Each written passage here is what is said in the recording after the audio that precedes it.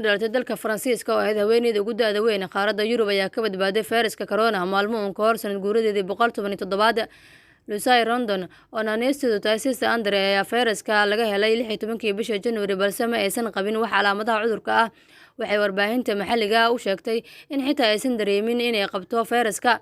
Waxay isku karantiishay gurigeeda oo ku yaala dalka Faransiiska balse waxaa imika la shaaciyay in cudurka ay ka bogsatay.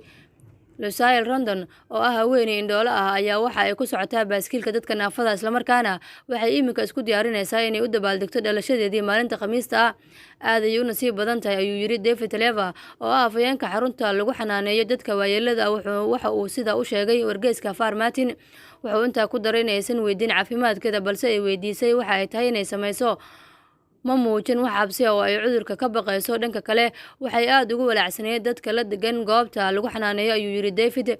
Sister Andre ayaa dhalatay 11 bishii Febraayo sanadkii 1904 iyada oo ah qofka ugu da'da weyn Yurub ayaa haddana waxa ay noqotay qofka labaad ee ugu da'da weyn caalamka oo dhan sida ay sheegtay